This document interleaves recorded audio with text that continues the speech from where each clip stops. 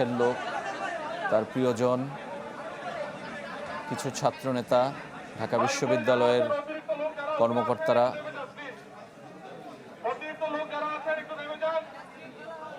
আমরা দেখছি মরদেহটি নামানো হচ্ছে।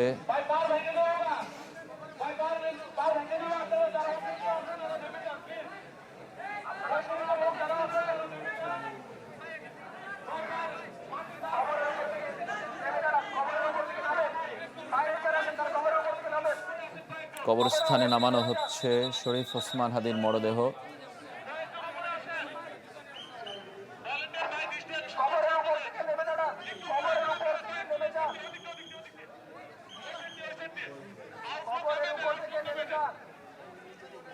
ভাই যারা জুতা নিয়ে কবর উঠছেন তারা কবরের উপর থেকে নেমে দাঁড়ান। ভাই কবরের উপর থেকে নেমে দাঁড়ান।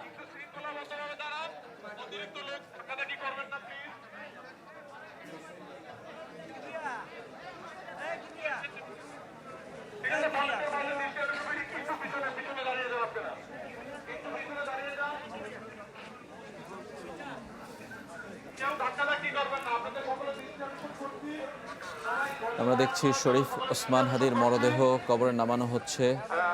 লাল সবুজের পতাকা, বাংলাদেশের পতাকায় মোড়ানো কফিনটি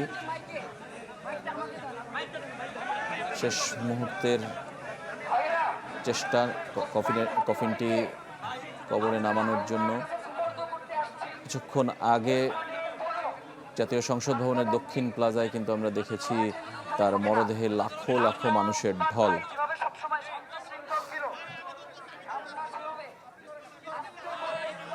সাদা কাফনে মোড়ানো মরদেহটি কিন্তু এখন নামানো হচ্ছে। এতক্ষণ যা ছিল কফিনে এখন কিন্তু নামিয়ে দেওয়া হচ্ছে। দেখতে পাচ্ছেন আপনারা শেষ আনুষ্ঠানিকতা শরীফ ওসমান হাদিকে বিদায় জানানোর জন্য।